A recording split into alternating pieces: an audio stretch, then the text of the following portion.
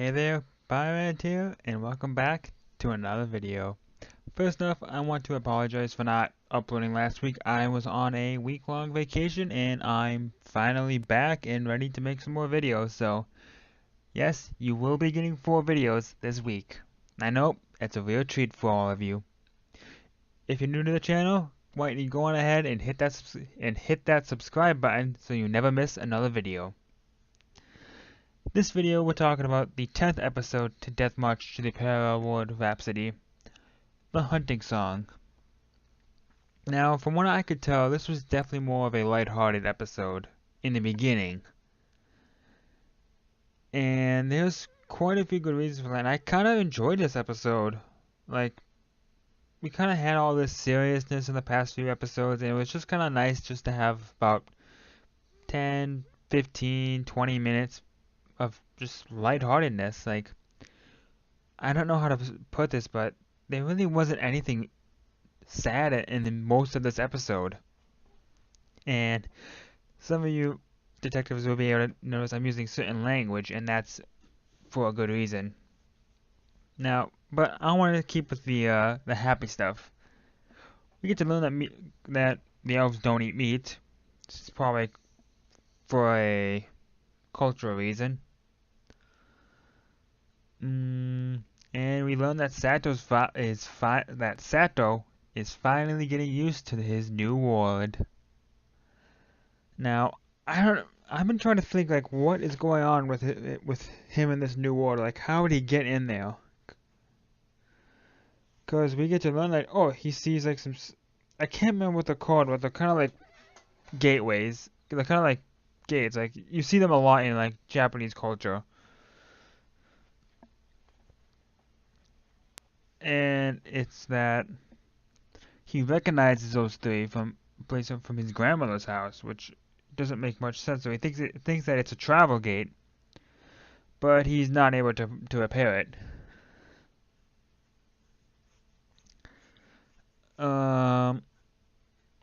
We get a few moments from Tama and Poochie. We get to see that Sato is learning some more skills. He ends up making dolls. And the one that he makes a duck, and Nana wants to take custody over it. Because, like, she's a homunculus, so she's not really human.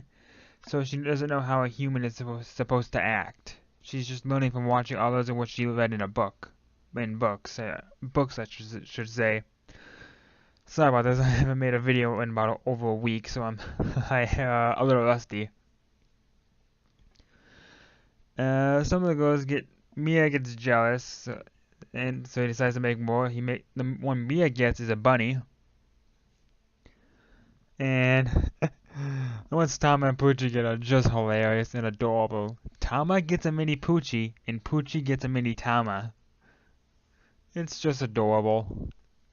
But the rest of the girls get jealous. So he has to end up making one for Arcia, Lulu, and Lisa. Granted, we don't know which ones they made because it didn't show in the anime. I'm guessing in the light novel it did show, or at least say. But I'm not reading the light novel right now, so I don't know.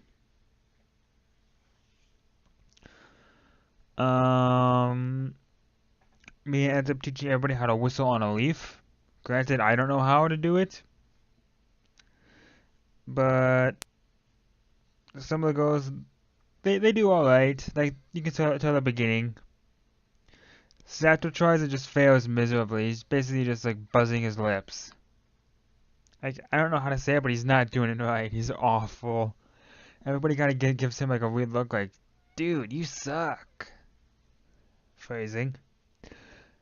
And so he decides to get cocky, and he decides to cheat by increasing his skill level for it to level 10, which is the max level, but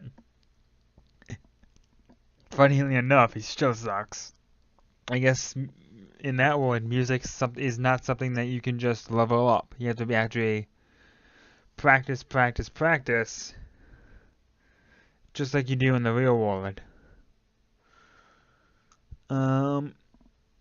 We see Sato create a new spell. That's pretty interesting. It's just basically called Bubble Wash. So Tama, he can have Tama and Pucci be cleaned when they get dirty from either hunting or playing. And most of all, it's really interesting that, and that will come in handy in the future, is Sato does some experiments with his storage. He learns that his personal storage, the items in there do not change over time. So he could put, say, or the example they give in the beginning is that he lights 2 pieces of paper on fire. He puts one in his storage and one in a magic storage box. Oh, sorry about that. And what he learns is that, well, when he takes it out of the magic box, it's no longer on fire. But when he takes it out of his storage, it's still on fire. So he uses this to pretty much reheat the stew from they had last night so they can have it for breakfast. And keeps it in his personal storage. I feel like this would come in handy, like say, because he's also able to like take items like about 3 meters in front of him and put them into his storage, which for those of you who do not use the metric system, I don't know what that is exactly, but let me check here quickly. 3 meters is about 9.8 feet. So roughly up to 10 feet he will be able to pretty much just take an item and put it in his storage, which is actually pretty impressive. That could come in really handy if he's fighting an enemy, say someone charges at him with a sword, and all he has to do is put it in his storage, and bam, they have no weapon to attack him with. Granted, we don't know if he can put living things in his storage. He's also not able to put like. Well, actually, I don't think he'll be able to do that because he tried like just taking the legs off of a bug and they wouldn't work. But granted, those are like more connected than just somebody holding on to something. Let me think. It might work. I don't know. Like if somebody shot a bow and arrow at like an arrow at him, he'll be able to put it in his storage, no problem. It might work for like somebody's weapon that's in their hand, because that's not necessarily connected to them.